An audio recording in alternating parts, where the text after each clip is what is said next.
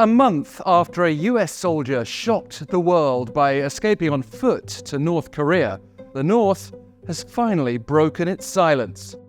So let's take you through what Pyongyang had to say, what the US is doing, and where all this leaves Travis King, the man at the center of this story.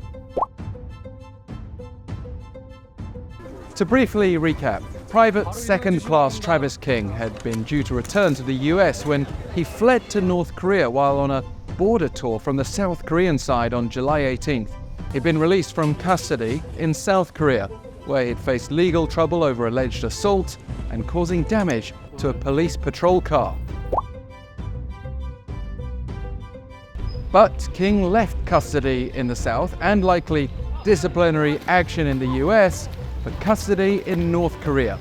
According to the North state media, he was apprehended by North Korean soldiers and admitted he'd illegally intruded.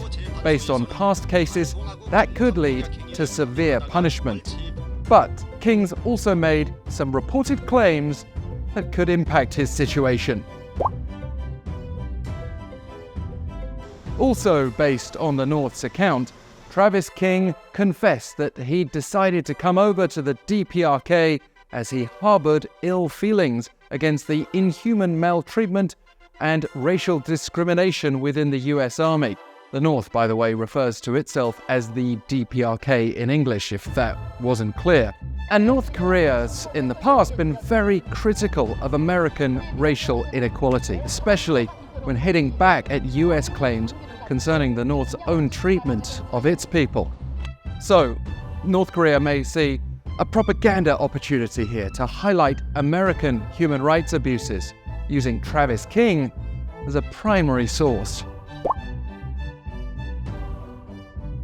We already see that reflected in state media with statements such as, he also expressed his willingness to seek refuge in the DPRK or a third country, saying that he was disillusioned at the unequal American society.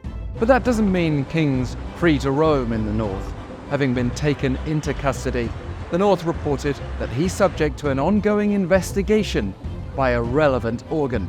History tells us that could result in a sentence such as years-long forced labor.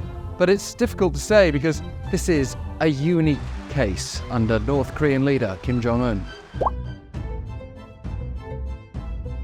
Even if King is apparently seeking refuge, we also know from the US-led UN command that it's been trying to resolve this case. And responding to the North's first reports on Travis King, a US Department of Defense spokesperson insists that America remains focused on ensuring his safe return.